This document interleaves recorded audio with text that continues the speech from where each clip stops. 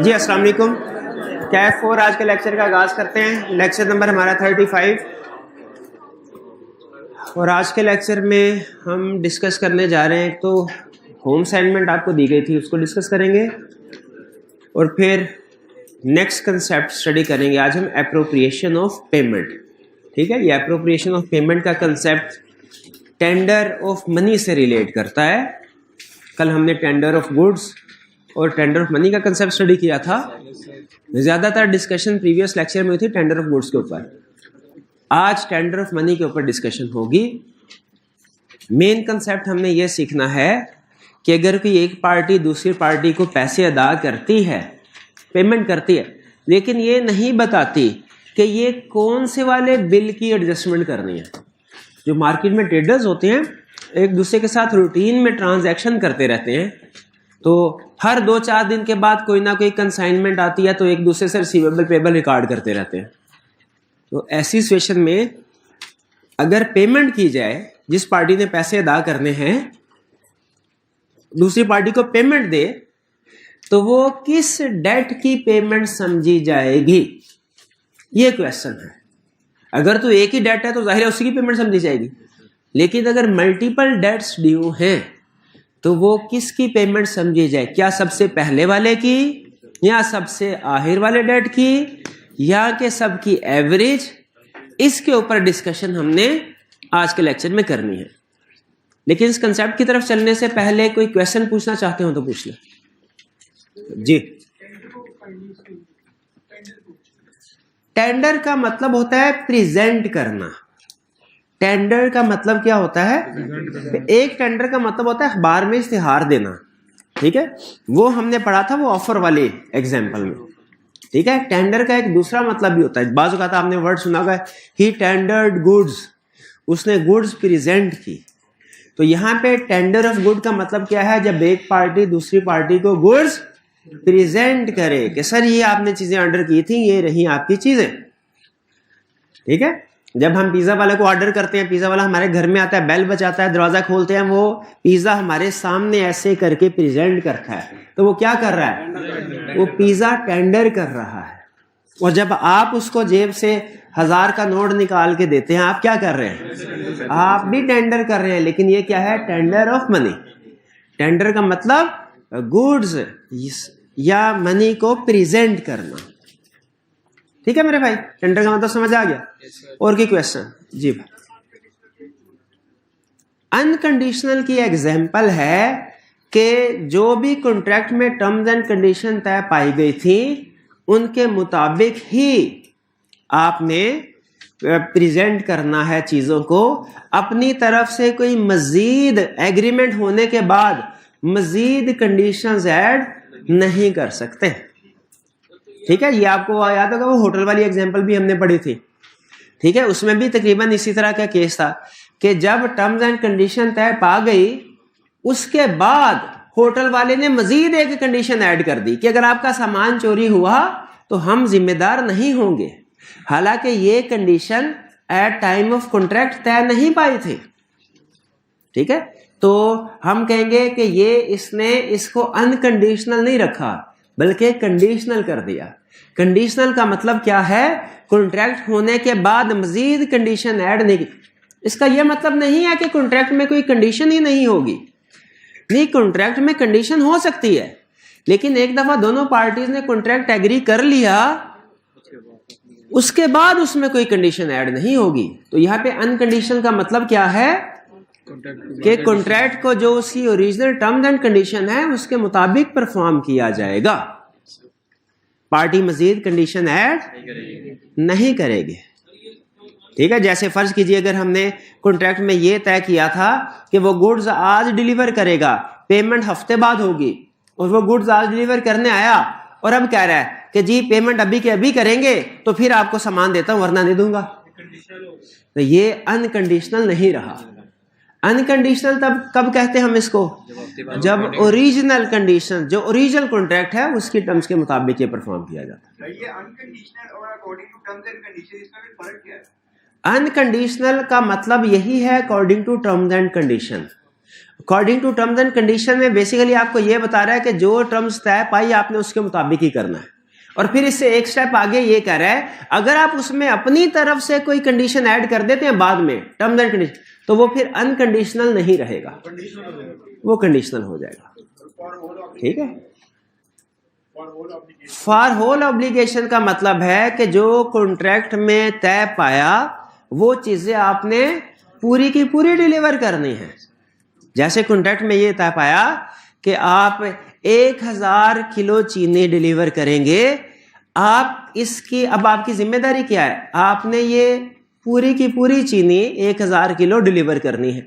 अगर आप इसको डिफरेंट इंस्टॉलमेंट्स में डिलीवर करते हैं तो वो फॉर होल ऑब्लिगेशन नहीं होगी। फॉर होल ऑब्लिगेशन का मतलब इंस्टॉलमेंट में डिलीवर नहीं करना बल्कि जो तय पाया पूरी की पूरी।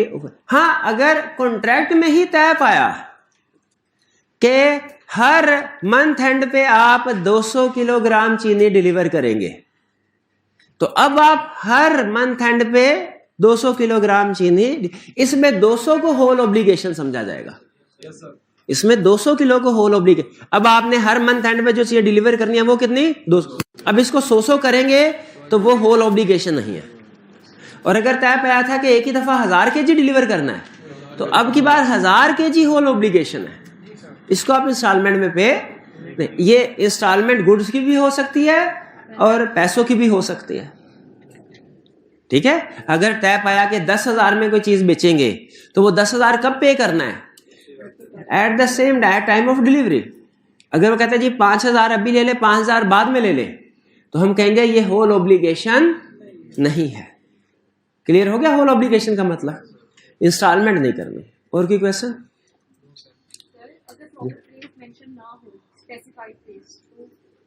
अगर प्लेस मेंशन ना हो तो लॉ कहता है रीजनेबल प्लेस होगी।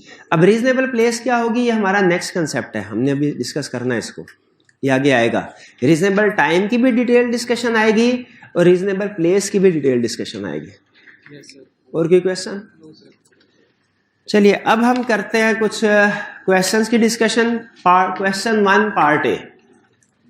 Azam contracted to deliver to Babar at his warehouse on 1st November 500 bales of cotton of a particular quality. Azam brought the cotton of requisite quality to the appointed place on the appointed day during business hour. यानी place भी वो थी जो specified थी, time भी, day भी। And Babar took the delivery of goods. Which type of performance is this? Actual performance. फिर कह रहे हैं Azam contracted to deliver to Babar at his warehouse on 1st November 500 bales of cotton of a particular quality. Azam brought the cotton of requisite quality to the appointed place on the appointed day during the business hours, and Babar refused to take the delivery of good. Which type of performance is this? Tempted performance. ठीक है, tender. Asma a singer enters into a contract with Babar. अच्छा, ये example ध्यान से सुनिएगा, ये हमारे contract act के बहुत से कंसेप्ट्स इस एग्जांपल, ये जो सिंगर वाली एग्जांपल है ना, इससे क्लियर होंगे। The manager of a theatre to sing at his theatre 2 nights in every week during the next 2 months, and Babar engages to pay her ₹100 for each night's performance. Contract की terms and condition समझ आ गई? Singing करनी है उसने हर हफ्ते 2 दफा और अगले 2 महीने तक।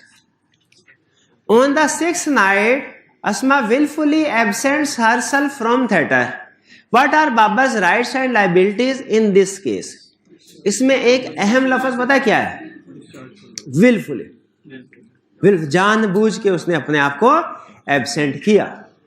तो बताइए, अब अगर एक पार्टी ने इस कॉन्ट्रैक्ट अपना प्रॉमिस परफॉर्म ही नहीं किया, ठीक है, क्या ये वैलिड टेंडर है? तो टेंडर किया ही नहीं उसने। जब टेंडर ही नहीं किया तो इसको क्या समझा जाएगा? Breach of contract. जब वैलिड टेंडर, जब प्रॉमिसर अपना प्रॉमिस ही पूरा नहीं करता तो इसको क्या कहा जाता है? Breach of contract. रिक्वायरमेंट क्या? What are Babar's rights and liabilities in this case? Babar के राइट्स क्या हैं और लाइबिलिटी, दो चीजें पूछ रहा है। पहली चीज जैसे हमें रखे किसके पॉइंट ऑफ व्यू पूछ रहा है, बाबर के पॉइंट ऑफ व्यू से, तो हमने बाबर के पॉइंट ऑफ व्यू से बताना है, अस्मा के पॉइंट ऑफ व्यू से नहीं बताना। दूसरी चीज क्या पूछ रहा है कि बाबर के राइट्स क्या हैं, लाइबिलिटीज क्या है, तो हमारा आंसर दो हिस्सों में जाएगा, राइट्स और लाइबिलिटीज। अच्छा, राइट्स क्या हैं? राइट ये है कि वैलिड टेंडर नहीं है, this is breach of contract, पहली चीज ये लिखेंगे। दूसरी चीज क्या लिखेंगे, contract is voidable at the option of Babar. Voidable है, चाहे रिसिंड करे चाहे ना करे। If he rescinds the contract, if Babar rescinds the contract, उसका राइट क्या है, हाँ, हिज डिस्चार्ज फ्रॉम लाइबिलिटी, कोई लाइबिलिटी नहीं है, और डैमेजेस क्लेम कर सकता है, जो भी उसका लॉस हुआ होगा उसके। क्लियर हो गया? Right to rescind the contract and right to claim damages. पहले हमने कॉन्ट्रैक्ट की नेचर बता दी, फिर इसके बाद हमने बताया right to rescind the contract और राइट टू क्लेम डैमेजेस। ये तो हो गए भाई, मुझे डिस्कशन कंप्लीट करने दे यार मेरी। ये तो हो गए इसके राइट्स। अब इसकी लाइबिलिटीज क्या है? बाबर की क्या कोई लाइबिलिटी भी है इसके मुताबिक? यस, लाइबिलिटी क्या, जो पास्ट परफॉर्मेंस है उसकी पेमेंट करनी है। जितना कॉन्ट्रैक्ट परफॉर्म हो गया उतनी पेमेंट करनी है, ठीक है, यानी 500 रुपीज उसको पे करना पड़ेंगे। क्लियर? राइट्स और लाइबिलिटी समझ आ गई दोनों जी। अब पूछिए क्या क्वेश्चन है आपका? जी मेरे भाई पूछिए।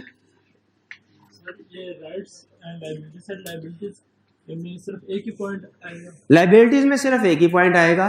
वो पॉइंट कौन सा होगा कि जो प्रायर परफॉर्मेंस है उसकी अमाउंट को पे करना है, प्रायर परफॉर्मेंस को, क्योंकि पार्शियल कॉन्ट्रैक्ट जब परफॉर्म हो जाए ना तो फिर पार्शियल रिम्यूनरेशन भी पे करना होती है। और की क्वेश्चन, और भी क्वेश्चन है जी?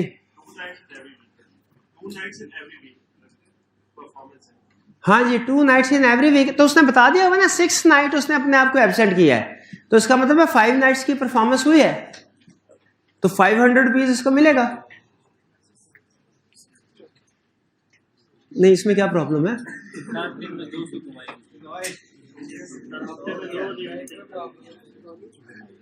नहीं, क्या इसमें क्या, ये कोई रॉकेट साइंस है इसमें?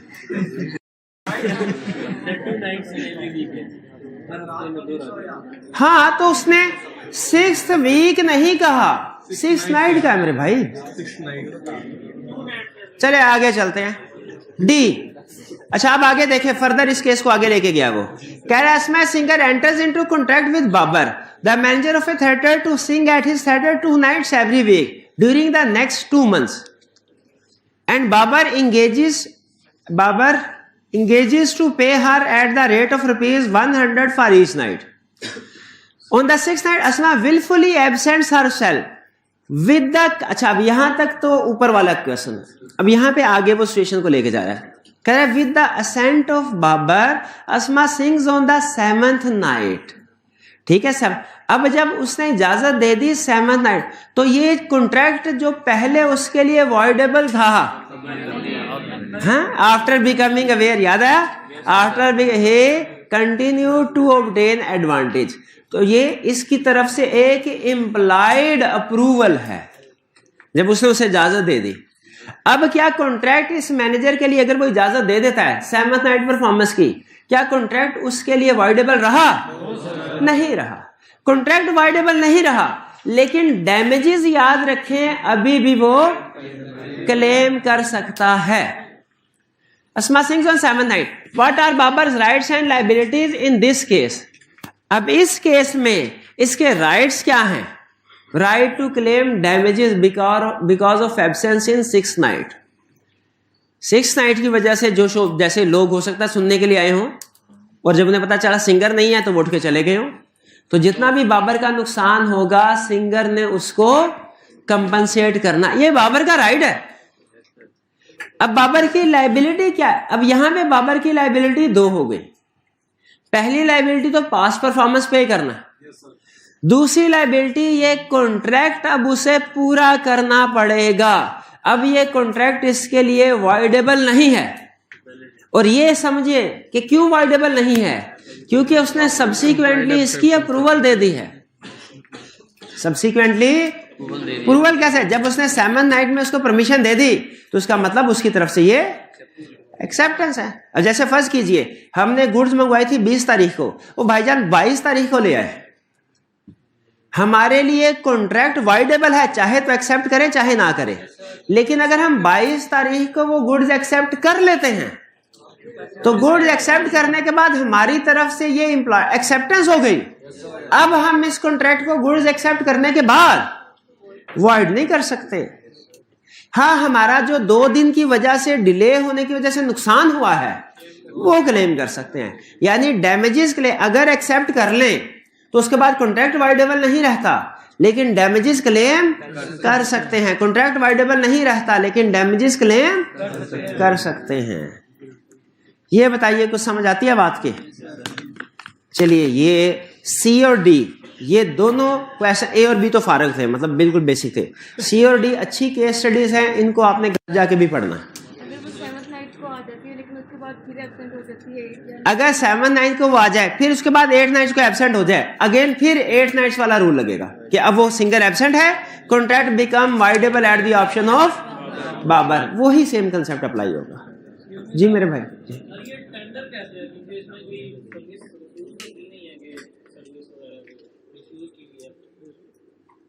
नहीं, उसने टेंडर की, उसने 6th नाइट को जब प्रेजेंट नहीं हुई सिंगर, उसने टेंडर ही नहीं किया।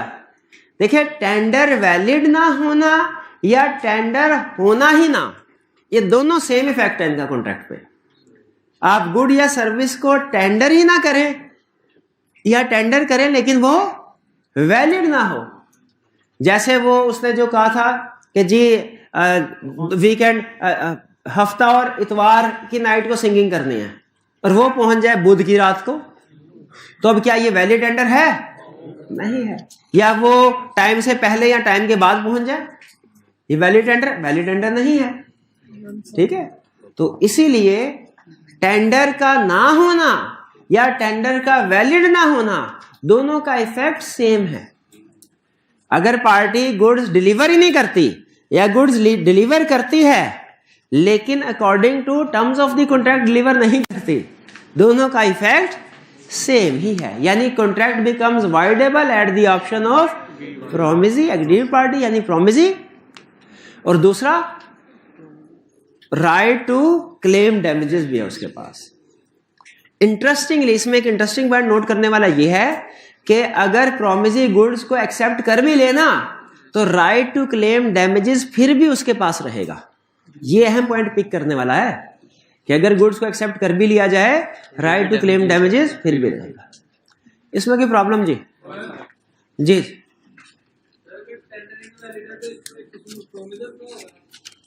टेंडर इनवैलिड हो तो इसमें 100% कसूर प्रोमिसर का है। अगर एसेंशियल्स ऑफ वैलिड टेंडर की कंडीशन पूरी नहीं हुई तो 100% कसूर प्रोमिसर का है। नेक्स्ट क्वेश्चन है जी हमारा 2। In accordance with the contract entered into by Masoom and Mubarak, Masoom has offered to deliver 300 Rolex watches to Mubarak on 1st May 2015 under 1st March. Under the provisions of Contract Act 18 advise Masoom about condition which must be satisfied for constituting a valid offer of performance. अब देखिए उसने नाम change कर दिया, उसने tender का नाम use नहीं किया बल्कि किसका नाम यूज कर लिया? Offer of performance. तो टेंडर का मतलब यही प्रेजेंट करना, ऑफर ऑफ परफॉर्मेंस। लिखा हुआ कहीं बुक में कि टेंडर का एक दूसरा नाम ऑफर ऑफ परफॉर्मेंस में लिखा हुआ है। हाँ जी, ऑफर ऑफ परफॉर्मेंस, शाबाश। तो इसके एसेंशियल बता देंगे क्या? चलिए जी। अच्छा, सिर्फ हेडिंग बताएंगे या के एक्सप्लेनेशन भी? हेडिंग भी। अच्छा, आप नोट कीजिए, इस बुक को बनाते हुए हमने एक चीज का ध्यान रखा है खास तौर पे, और आप भी इस चीज का ध्यान रखें। अगर कहीं भी आपको लगता है ये रूल फॉलो नहीं हुआ तो आपने बता देना। किसी भी कंसेप्ट में अगर आप सिर्फ हेडिंग्स भी लिख देना तो हेडिंग इन इटसेल्फ भी एक कंप्लीट सेंस दे रही है। यानी अगर आप सिर्फ हेडिंग भी लिख देंगे ना तो आपको उसका मतलब समझ आ रहा होगा, ठीक है। बाज़ औक़ात ऐसा होता है हेडिंग से मतलब सेंस नहीं बन रही होती, वो जब एक्सप्लेनेशन पढ़े फिर सेंस बनती है। लेकिन हमने कोशिश क्या की है कि हेडिंग इस तरीके से बनाए कि कंप्लीट सेंस बन रहे। इसलिए आप किसी भी कंसेप्ट में अगर सिर्फ हेडिंग भी याद कर लें, आपका कंसेप्ट भी रिवाइज हो जाएगा, और एग्जाम में जो क्वेश्चन अगर कम मार्क्स के साथ पूछता है, कम मार्क्स के साथ अगर पूछता है, वो भी अटेम्प्ट करेंगे, वो भी सही अटेम्प्ट होगा इंशाल्लाह। क्लियर? इसमें एसेंशियल्स लिख देंगे। नेक्स्ट जी। सर ये 3 नंबर का तो सर 4 पॉइंट्स लिखने तब भी 3 नंबर नहीं, 3 नंबर का है तो आपने हमेशा याद रखिए 1 नंबर के लिए 2 पॉइंट्स लिखने हैं। 1 पॉइंट का आधा नंबर, ये आप रूल बना लीजिए। जब आपने खुद से एवेल्युएशन करनी है, मार्किंग स्कीम एलोकेट करनी है, तो मार्किंग स्कीम कैसे एलोकेट करनी है? 1 पॉइंट का आधा। हेडिंग है ना सिर्फ। हाँ, अगर ये एक्सप्लेनेशन भी होती फिर मैं 1 पॉइंट का 1 नंबर करता, 1 नंबर, क्योंकि हेडिंग प्लस है। अब चूंकि सिर्फ हेडिंग है तो मैं आधा नंबर इसको दूंगा। क्लियर जी? तो इसमें आपको कितने एसेंशियल्स लिखने चाहिए? 6 एसेंशियल लिखने चाहिए। ज्यादा लिखना हमेशा याद रखे बेहतर है, ज्यादा लिखना। 2 पॉइंट्स अब मे भी है, जब एग्जाम सोल्यूशन आए, मार्किंग स्कीम आए, तो उसमें उसने 3 ही लिखे हो और कहा हो 1 पॉइंट का 1 नंबर है, लेकिन 3 ही पॉइंट हो और आप 6 लिख दें, इसमें आप सेफ हैं। लेकिन अगर एग्जाम के मार्किंग स्कीम आई और उसने कहा 6 पॉइंट्स लिखते हैं, आपने 3 लिखे हुए, इसमें इसलिए हमेशा सेफर साइड की तरफ चले। सेफर साइड क्या होता है? थोड़ा सा ज्यादा लिख देना। अगर मार्क्स में जजमेंट अप्लाई करें, थोड़ा सा ज्यादा। वैसे अब जो नॉर्मली क्वेश्चन पूछता है तो उसमें नंबर बता देता है, आइडेंटिफाई 6 एलिमेंट, 4 एलिमेंट। लेकिन अगर नंबर नहीं भी बताता तो आपको सेफर गेम प्ले करनी है। सेफर साइड का मतलब क्या है? बजाय ये कि 1 पॉइंट का 1 नंबर आपने आधे number. Next question 3। Mehboob a promiser and Saulat promisee entered into a valid contract. However, when Mehboob made an offer of performance, Solat refused to accept the same. यहां पे कसूर किसका है? डिपेंड करता है। क्या एसेंशियल्स ऑफ वैलिड ऑफर या valid tender present थे कि नहीं? अगर तो एसेंशियल्स पूरे थे फिर कसूर है प्रोमिसी का, और अगर एसेंशियल्स पूरे नहीं थे प्रोमिसर का कसूर। Also briefly state the rights and responsibility of Mehboob against such refusal. महबूब के राइट्स और रिस्पॉन्सिबिलिटी क्या है? क्या है राइट? कॉन्ट्रैक्ट को रिसेंड कर सकता है और डैमेजेस क्लेम कर सकता है, ठीक है। और इसके रिस्पॉन्सिबिलिटीज क्या है इसकी? कि अब ये डिस्चार्ज फ्रॉम लायबिलिटी हो गया, अब इसकी कोई लायबिलिटी नहीं है। डिस्चार्ज फ्रॉम लायबिलिटी हो गया ना। कोई अगर गुड्स एंड सर्विस, इसने बताया होगा कि गुड्स एंड सर्विस वाली है कि ये मनी वाली है? Promisor enter valid contract made and नहीं, ये नहीं बताया हुआ। तो हम इसका मतलब है रिस्पॉन्सिबिलिटी वाले सेक्शन को 2 हिस्सों में डिवाइड करेंगे। If this was tender of goods और services, he is not liable to perform it again, he is discharge from liability. और अगर वो टेंडर ऑफ मनी वाला केस है तो फिर he is still liable to pay the amount. However, he is not liable to pay interest due to delay in payment. Also state essentials of valid, वो आप बता ही देंगे। क्या एक्सप्लेनेशन लिखनी है इसमें essentials लिखते हुए? नहीं इंशाल्लाह। 4. Briefly discuss whether tender performance is valid in following cases. Anam who is debtor of ABC Limited. Debtor का मतलब क्या है? जिसने पैसे देने होते हैं। डेटर का मतलब क्या है? जिसने पैसे अदा कर। Debtor offers to pay the amount due if ABC limited allots her 500 shares at par value. ये अनकंडीशनल नहीं है, ठीक है। उसने कंडीशन ऐड कर दी और ये बाद में कंडीशन ऐड की उसने, ठीक है। तो ये क्या वैलिड टेंडर है? नहीं। क्यों नहीं है? कौन सा एसेंशियल मिसिंग है? Unconditional. B. Adil ordered a cake from Shangri-La Bakers for his daughter's birthday on 17th August. Shangri-La Bakers brought the cake on 15th August for delivery. Proper time क्या valid है? Valid है क्या? क्यों valid नहीं है? कौन सा section missing है? Proper date. Proper date. या टाइम, डेट या टाइम एक ही बात है, प्रॉपर टाइम पे नहीं है, ठीक है जी। पार वैल्यू का मतलब होता है फेस वैल्यू, यानी जितनी उसके ऊपर अमाउंट लिखी हुई है वही। बाज़ औक़ात चीज़ों के ऊपर अमाउंट कुछ और लिखी होती है, मार्केट में अमाउंट कुछ और होती है, तो पार वैल्यू और मार्केट वैल्यू में फ़र्क हो सकता है, ठीक है। कंपनी के शेयर्स के केस में अमूमी तौर पे पार वैल्यू कम होती है और मार्केट वैल्यू ज़्यादा होती है, इसीलिए मुझे मार्केट वैल्यू पे शेयर ना दो, पार वैल्यू पे दो। तो एट पार का मतलब क्या है? Market value equal to face value. इसका अपोजिट होता है कि एट प्रीमियम। एट प्रीमियम का मतलब क्या? More than face value. और एक होता है at discount, less than face value. At par equal to face value, at premium more than face value, at discount less than face value. C Azam is tenant of Babar, he offers him rent at a marriage party. Valid tender है? क्यों नहीं है? Proper place नहीं। Akram was liable to deliver the goods to Babar or his agent Azam, but Akram deliver goods to Habib. Not a proper person को नहीं है, ये भी वैलिड टेंडर नहीं है। Kamran delivered the goods to Waqas at 2 p.m. as agreed, but did not allow him any time for inspection of goods. No opportunity for inspection. Reasonable opportunity for inspection नहीं थी। Next, last. Waqas is debtor of Babar. Waqas offers to pay in installments to Babar, while the contract stipulated payment in full. अब ये कौन सा? Whole obligation वाला case. अभी whole obligation नहीं दे रहा ना, कॉन्ट्रैक्ट में था फुल पेमेंट करेगा, वो इंस्टॉलमेंट में दे रहा है। क्लियर? इन सब में वैलिड टेंडर नहीं था, जो जो एसेंशियल मिसिंग था वो हमने बता दिया।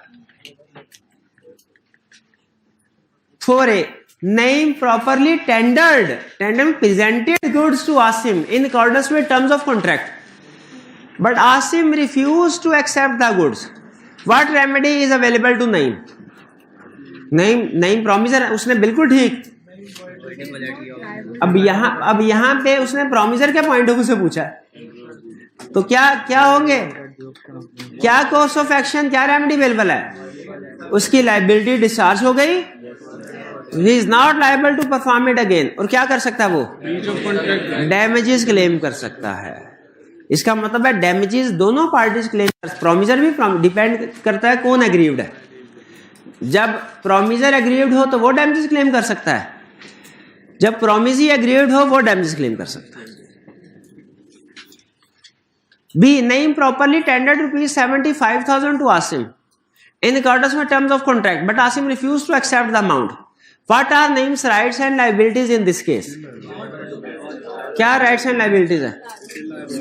Still liable है, लेकिन वो डिले की वजह से इंटरेस्ट के लिए लायबल नहीं है। शाबाश।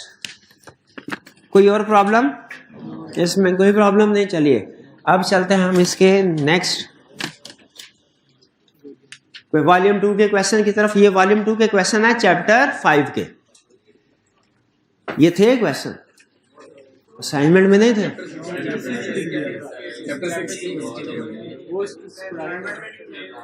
नहीं इसके स्टेट कल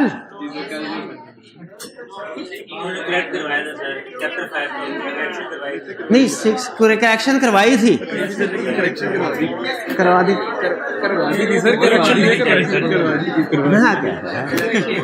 state whether following are contingent contracts or otherwise, giving brief reasons for your answer. Please also explain that in case of contingent contract when it will be enforceable by law. बताना है contingent contract है कि नहीं, और अगर contingent contract है तो कब इन्फोर्सेबल होगा, ये बताना है हमने, ये बताना है हमने। बता देंगे आप, जब ध्यान इधर होगा फिर बताएंगे ना। पूछो मैं, चलें। A agrees to pay B ₹50,000 if he proves that 2 straight lines can enclose a space. 2 straight lines space में मिल जाएंगी, साबित करो। इम्पॉसिबल। कंटिजेंट कॉन्ट्रैक्ट है कि नहीं है? कंटिजेंट नहीं है, ये तो इम्पॉसिबल है। कंटिंजेंट नहीं है, ये तो इम्पॉसिबल है। नहीं मिल सकती हैं क्या? है कोई ऐसी साइंस जो कि खला में जाके मिल जाएंगी? इधर से रोशनी आगे जाके बेंड हो जाया करती है। Second, A agrees to construct a building for B for rupees 1 million on the condition that payment will be made on completion of building. Contingent contract है? नहीं है। क्यों नहीं है? कोलैटरल इवेंट नहीं है। ये तो कंसीडरेशन है कि कंसीडरेशन आपको बाद में पे की जाएगी। ये भी कंटीजेंट कॉन्ट्रैक्ट दोनों ही नहीं है। तीसरा देखते हैं, A agrees to sell his house to B for rupees 100,000 if है, ये जो बताएगा ना इसका कंप्लीट आंसर 5,000 इधर आ गया। A agrees to sell his house to B for rupees 100,000 if his father does not return within 2 years from United States of America। Complete answer बताना है रिक्वायरमेंट को पढ़ के। अगर इनकम्प्लीट आंसर बताया तो गलत समझा जाएगा। हाँ भाई, सर अगर वो तो नहीं आएंगे ना उस टाइम के अंदर तो कॉन्ट्रैक्ट इनफोर्सेबल है। हो गया। और क्या जी मेरे भाई आप जी जी बताए, बैठ के इजी हो गया, बताए प्रॉब्लम। अगर वो 2 साल के अंदर वापस नहीं आते तो फिर लेकिन अगर वो 2 साल के अंदर वापस नहीं आते तो इनफोर्सेबल है। अगर वो 2 साल में वापस आ जाते हैं इनफोर्सेबल नहीं है। और कोई स्टूडेंट ट्राई करना? हाइब्रिड क्लास में कोई है स्टूडेंट हाइब्रिड क्लास में जिसने हाथ उठाया हो? कोई? सीधा ही जवाब दे दिया। जी जी जी हाँ जी बिल्कुल बताइए शाबाश जी। सर अगर विदिन 2 इयर्स ही इम्पॉसिबल हो जाए, मतलब वो डेड हो जाए तो भी इनफोर्सेबल है। अगर टाइम पास हो जाए, मतलब 2 ईयर पास हो जाए उसके बाद भी इनफोर्सेबल है। और अगर वापस आ जाते हैं तो फिर इनफोर्सेबल नहीं है। हाँ, इन्होंने सारी पॉसिबिलिटीज डिस्कस कर दी। खासतौर पे वो पॉसिबिलिटी जो मैं सुनना चाह रहा था कि 2 साल तक अगर 1 मिनट है कि अगर 2 साल के अंदर अंदर फादर नहीं आते तो भी ये कॉन्ट्रैक्ट इन्फोर्सेबल होगा। और अगर 2 साल से पहले उनकी डेथ हो जाती है तो भी ये इन्फोर्सेबल होगा। ये आप लोग स्किप कर गए थे। लेकिन 100 रुपीज फिर भी नहीं मिलेंगे। इसकी रीजन मैंने पहले बता दी थी कि कंप्लीट आंसर अगर होगा तो प्राइज मिलेगा, वरना नहीं मिलेगा। आप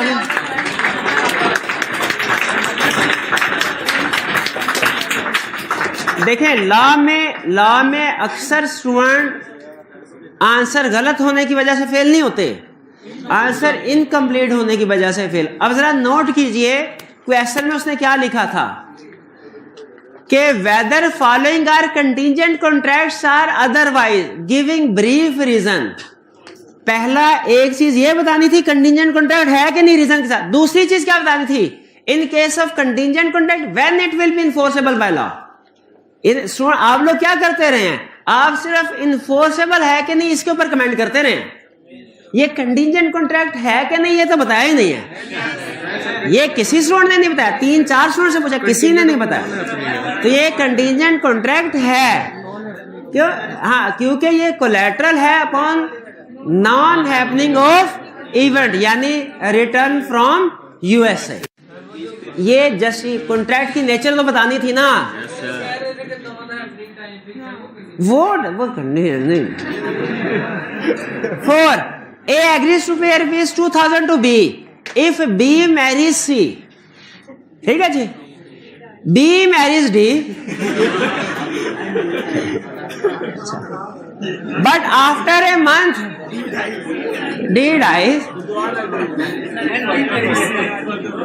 and B marries C। ये केस याद आ गया, contract contingent upon future conduct of person. ये कौन सी एग्जांपल है, फ्यूचर। तो बताइए अब 100 रुपीज मिलेंगे, कितने हैं 2000। 2000 रुपीज मिलेंगे? क्यों नहीं मिलेंगे? कंडीशन पूरी तो हो गई है, लेकिन कंडीशन पूरी होने से पहले उसने उसको इम्पॉसिबल कर दिया था, इम्पॉसिबल कर दिया था। ठीक है, तो इसीलिए 2000 नहीं, अब 100 भी नहीं मिलेंगे, अब 100 भी नहीं मिलेंगे। Next, ABC contractors agreed to construct factory building of Sitara Mills Limited at a cost of ₹90 million. However, it was agreed that payment would only be made on completion of the project. Is this a contingent contract under the Contract Act? नहीं है, collateral event नहीं है। क्यों नहीं है? Collateral event नहीं है, ये तो मेन कंसिडरेशन है, पार्ट ऑफ द कॉन्ट्रैक्ट है। चलिए, ये थे हमारे होम असाइनमेंट। अब इसको हम करते हैं क्लोज और चलते हैं नेक्स्ट कंसेप्ट। बहुत ही आसान और उससे भी ज्यादा छोटा सा कंसेप्ट है, आसान और लेकिन हैरान कुन तौर पे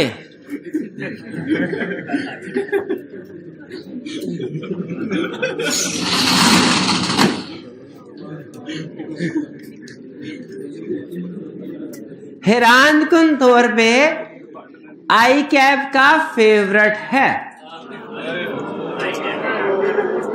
नॉर्मली आई कैप के फेवरेट होते हैं वो कंसेप्ट जो मुश्किल होते हैं, लेकिन ये कंसेप्ट ऐसा है जो आसान भी है, छोटा सा कंसेप्ट भी है और फेवरेट भी है। अगर क्वेश्चन आ गया मुफ्त के नंबर। कंसेप्ट को अच्छे तरीके से समझ लीजिए। यह है appropriation of payment. Appropriation of payment concept समझे। इसका मतलब क्या है कि जब एक पार्टी पेमेंट करेगी, उसकी एप्रोप्रिएशन यानी उसकी एलोकेशन कैसे होगी। एक पार्टी ने पैसे अदा किए, उसकी एलोकेशन कैसे होगी। जैसे फर्ज कीजिए भाईजान से मैंने पहले 1000 रुपया उधार लिया, इसके बाद फिर 5 नहीं, हमेशा नाराज ही रहते हैं मेरे से, कोई मसला, कोई नई बात नहीं। 1000 रुपया उधार लिया, फिर 2000 रुपये उधार लिए, फिर 3000 रुपये उधार लिए और फिर 4000 रुपये उधार लिए, टोटल हो गए 10,000। फिर इसके बाद मैंने इनको 5000 रुपये वापिस कर दिए। क्वेश्चन ये है कि ये जो 5000 रुपये वापिस किए ये किस डेट को एडजस्ट करेंगे। सबसे FIFO ऑर्डर में, FIFO ऑर्डर समझना है, यानी सबसे पहले वाला पहले, first in first. LIFO order में लास्ट इन फर्स्ट आउट, या के एवरेज ऑर्डर में। ये क्वेश्चन है, ये जिसका जवाब हम सीखेंगे। ठीक है, अब सुन लीजिए। कहता है सबसे पहले, अच्छा जिसने पैसे अदा करने होते हैं उसे डेटर कहते हैं कि क्रेडिटर। जिसने पैसे अदा करने होते हैं डेटर। जब मैं पहली दफा अकाउंटिंग पढ़ा था, हमारे टीचर ने बताया था, कहता था D for debtor, D for देने वाला। तो जिसने पैसे देने होते हैं वो क्या है, डेटर। इतनी आसान करके अकाउंटिंग टीचर समझाया करते थे। नहीं, सच में ऐसे ही समझाया था। उसके बाद वरना डेटर और क्रेडिटर हमेशा मिक्स हो जाया करता था, मेरा तो मिक्स हो जाया करता था। भाई क्रेडिटर जो डेटर नहीं है वो क्रेडिटर है। भाई डोर का एक सिरा हाथ आ जाए, दूसरे सिरे में तो बंदा खुद ही पहुंच जाता है। If debtor specified. अच्छा, इसको एप्रोप्रिएशन ऑफ पेमेंट, एप्रोप्रिएशन का मतलब समझ आ गया। इसको एप्रोप्रिएशन ऑफ पेमेंट भी कहते हैं। इसका एक और भी नाम है एप्लीकेशन टू डेट।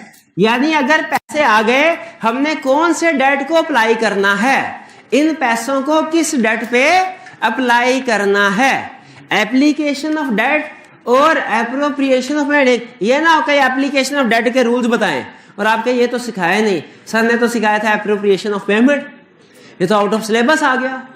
तो याद रखें, आउट ऑफ सिलेबस, अगर हमने सारा सिलेबस कंप्लीट किया हुआ ना, पढ़ा हुआ है, तो एग्जाम में कोई क्वेश्चन आउट ऑफ सिलेबस नहीं होगा और हमने सारा सिलेबस कंप्लीट करना है। तो ये जहन से निकाल दीजिएगा, कोई भी क्वेश्चन एग्जाम में ऐसा आया कि ये आउट ऑफ सिलेबस है, सिर्फ उसने टर्म चेंज की होगी। लेकिन अगर आप टर्म्स भी सारी पढ़ लेते हैं तो फिर वो भी आपको जो अल्टरनेट टर्म यूज करेगा उसका पता होगा। जैसे अभी थोड़ी देर पहले कौन सी थी, ऑफर ऑफ परफॉर्मेंस, टेंडर का दूसरा ऑफर। तो अब एप्रोप्रिएशन ऑफ पेमेंट का दूसरा नाम क्या है, एप्लीकेशन। पहला रूल, इसके 3 रूल्स। पहला रूल, अगर डेटर स्पेसिफाई कर दे भाईजान ये ले 5000 पकड़, ये 5000 दूसरे वाला जो डेट था 2000 वाला वो एडजस्ट हो गया, और जो आखिरी वाला डेट था 5000 3000 उसमें एडजस्ट हो गया, ये लो। तो डेटर जो स्पेसिफाई कर दे उसी में एलोकेशन या एप्रोप्रिएशन होगी। पहला रूल क्या है, अगर डेटर ने पैसे अदा किए, बहुत से डेट्स हैं, तो किस डेट पे एप्लीकेशन होगी, date which is specified by debtor. यानी वो पहला कहता है तो पहला, वो आखिरी कहता है तो आखिरी, वो पहला और आखिरी दोनों कहते हैं आधे आधे, तो दोनों आधे आधे, जो भी वो कहते हैं। ये क्लियर। दूसरा रूल, अगर डेटा स्पेसिफाई नहीं करता, अगर डेटा स्पेसिफाई नहीं करता, वो सिर्फ पैसे भिजवा देता है। अच्छा, बाजुकात याद रखिए, ये जो स्पेसिफाई किया ना इसने, बाजुकात ये एक्सप्लिसिट होता है, बाजुकात इम्प्लिसिट होता है। जैसे फर्ज कीजिए इनको था डेटर, जनवरी का डेट था 1000, फरवरी का था 2000, मार्च का था 3000, अप्रैल का था 4000, मिलके हो गए 10,000। हमने भिजवाया 5000 और इनको कह दिया कि ये फरवरी का है और अप्रैल का है 3000, 2000 फरवरी का, बाकी 3000 अप्रैल का। तो अब ये 5000 की जो पेमेंट की, इसकी एप्रोप्रिएशन कैसे होगी, फरवरी, जो हमने कह दिया फरवरी और अप्रैल में। लेकिन अगर हम एक्सप्लिसिट इम्प्लाइड एप्रोप्रिएशन करते हैं, यानी हमने 5000 का चेक भिजवाया और चेक के पीछे लिख दिया 2000 प्लस 3000 इज इक्वल टू 5000। चलो अब बताइए, हमने नहीं बता, क्या हमने उसे बताया क्या डेटर की तरफ से एलोकेशन हुई कि नहीं हुई, हो गई। इसका मतलब क्या है कि भाई जो 2000 वाला डेट था वो सेटल करो, इससे जो 3000 वाला वो सेटल करो। इसको वो हम एप्रोप्रिएशन समझते हैं। क्लियर। एक्सप्रेस भी हो सकते हैं, इम्प्लाइड भी है, इम्प्लाइड की एग्जांपल। दूसरा चीज, अगर डेटर ने स्पेसिफाई नहीं किया, ना एक्सप्रेस ना इम्प्लॉयड, तो क्रेडिटर की मर्जी है, वो जिस डेट पे चाहे एलोकेशन कर ले। जैसे मैंने इनको भाईजान को 5000 का चेक दिया, मैंने मेंशन नहीं किया कौन सा डेट सेटल करना है। अब रूल क्या लगेगा, दूसरा रूल कौन सा, इनकी मर्जी, क्रेडिटर की मर्जी, वो जिस डेट के चाहे अगेंस्ट एडजस्टमेंट कर ले। वो चाहे तो इस डेट के अगेंस्ट इसमें कर ले, इसमें कर ले, चाहे रिवर्स ऑर्डर में कर लें, चाहे फाइफो मेथड में कर लें, चाहे लाइफो में कर लें, चाहे एवरेज में कर लें, इनकी मर्जी। डेटर सेम है तो फिक्स करने की जरूरत है, जिससे मर्जी कर ले। हाँ, जिससे मर्जी कर ले, बिल्कुल आपकी मर्जी है, जिस मर्जी डेट से एडजस्टमेंट कर ले। क्यों कर रहे हैं? नहीं, क्यों कर, सुन ले क्यों कर रहे हैं। क्योंकि बाज़ कुछ डेट्स होते हैं टाइम बार्ड और कुछ डेट्स होते हैं डिस्प्यूटेड। कुछ डेट होते हैं टाइम बार्ड और कुछ डेट होते हैं डिस्प्यूटेड। डेट याद रखे, वो तो कभी सेटल नहीं होगा जब तक कोर्ट ऑर्डर ना करे। जिसका झगड़ा चल रहा है, डिस्प्यूटेड डेट का मतलब क्या है, जिसका झगड़ा कोर्ट में चल रहा है, वो डिस्प्यूटेड डेट एडजस्ट नहीं। लेकिन जो टाइम बार्ड डेट है वो एडजस्ट हो सकता है। टाइम बार्ड डेट समझते हैं किसको कहते हैं, किसको कहते हैं, जिसके ड्यू डेट को 3 साल गुजर। भाई ने क्वेश्चन बड़ा वैलिड उठाया है। उन्होंने कहा सर जब 1000 भी अदा करना है, 2000 भी अदा करना है, 3000 भी अदा, 4000 भी अदा करना है, तो फिर इससे क्या फर्क पड़ता है किसकी एलोकेशन पहले करें किसकी बाद में करें, अदा तो सारे करने हैं। मैं थोड़ा सा इस क्वेश्चन को चेंज कर रहा हूं। आज है 2023, कौन सी डेट है, 16 मई 2023। ये था जनवरी 2020 का डेट। जनवरी 2020 का, और ये था फरवरी 2020 का डेट। अब बताइए, अब अगर मैंने इनको चेक दे दिया 5,000 का और इंस्ट्रक्शंस नहीं दी किस डेट की एलोकेशन करें, तो ये अपनी मर्जी से कर सकते हैं?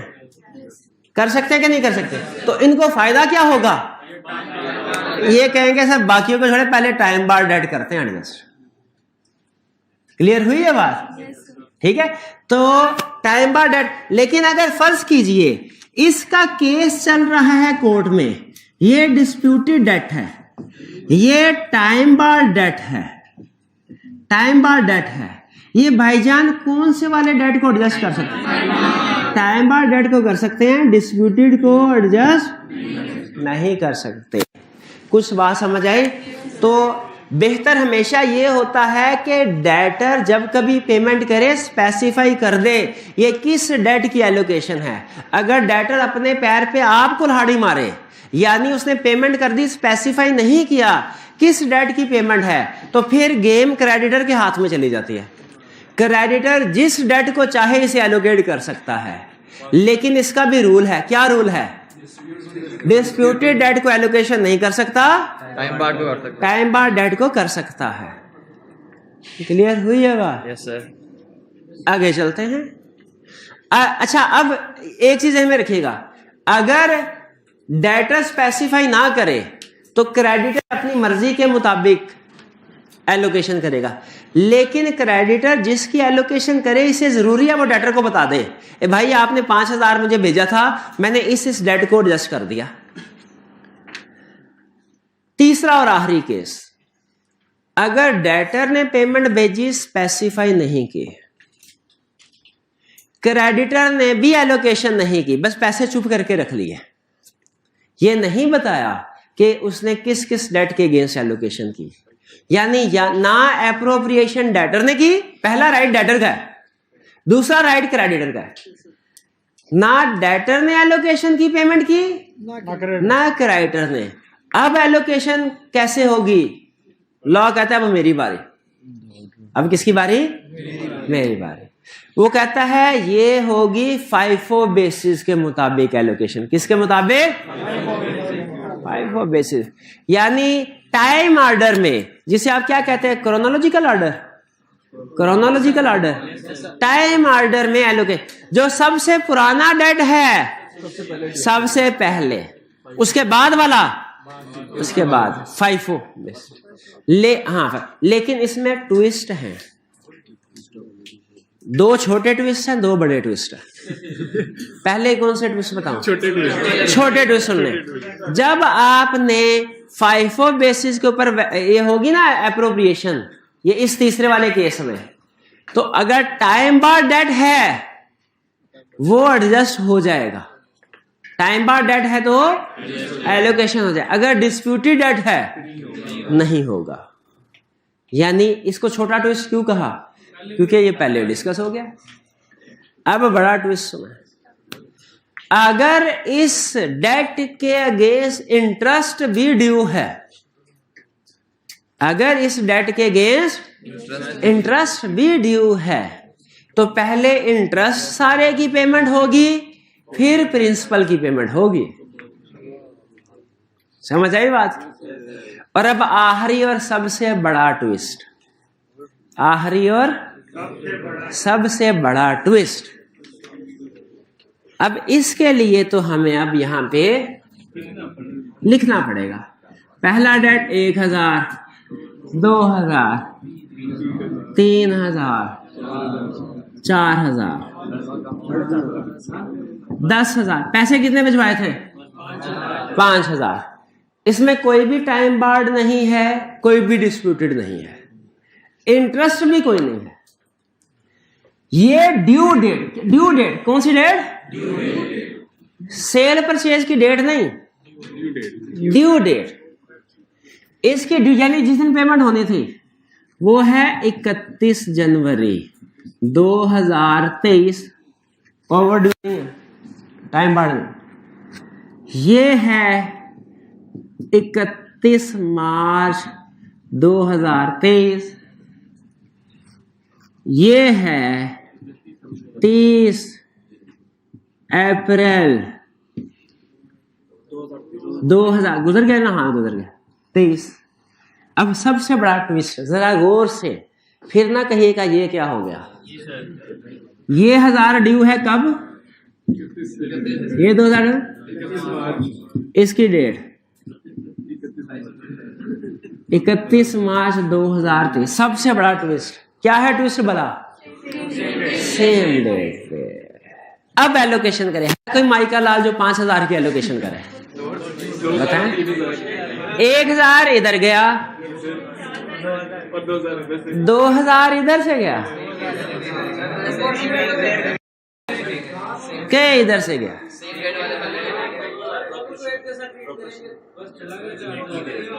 दोनों को एक जैसा ट्रीट करेंगे। जो बाकी 1000 रह गया वो किसका, इसका रह गया, इसका रह गया। आधा आधा करेंगे, थोड़ा सा गलत, प्रपोर्शनेटली एडजस्ट करेंगे। यस, ये चीज प्रपोर्शनेटली एडजस्ट होगा। लॉ कहता है अगर डेट्स सेम डे पे ड्यू हुए ना और पैसे पूरे ना पड़ रहे हुए, अगर तो 6000 होता था मसले आसान था, क्या मसला 1000 भी पे हो गया, 2000 भी पे हो गया, 3000 भी पे हो गया। लेकिन मसला क्या, पैसे कितने हैं, 1000 ऊपर वाला तो एडजस्ट हो गया, ये तो एडजस्ट हो गया। अब गौर से सुनिए ये कैसे एडजस्ट होगा।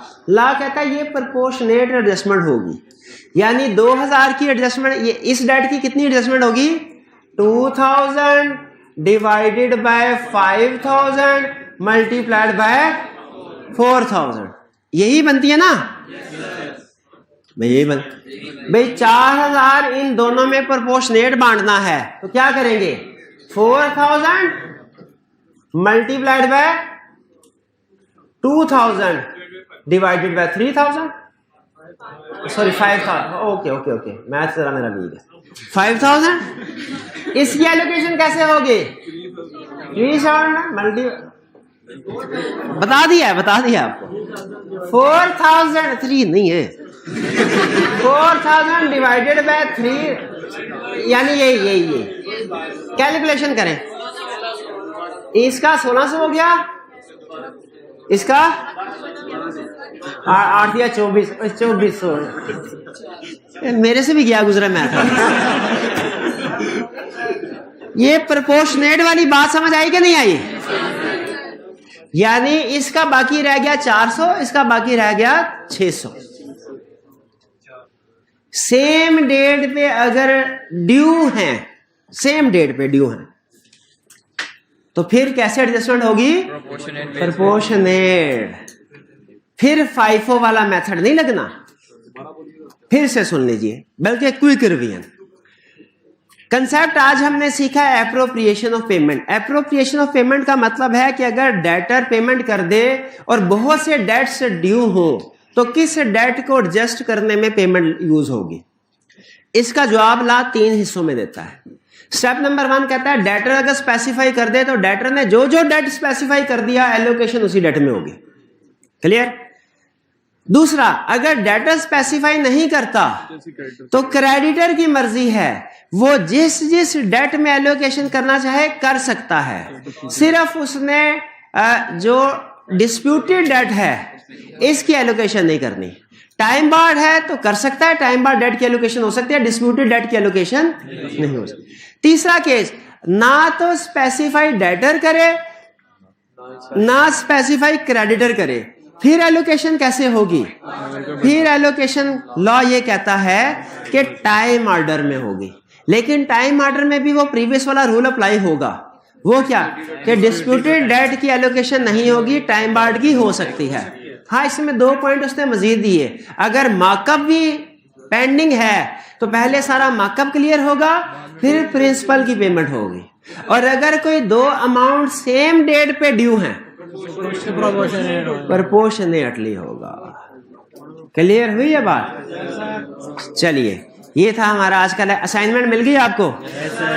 चलिए असाइनमेंट लाजमी करके आइएगा। कंसेप्ट इजी था आज का, लेकिन आई कैप के लिए फेवरेट है। आज का लेक्चर यहाँ ख़त्म करते हैं। अल्लाह हाफ़िज़।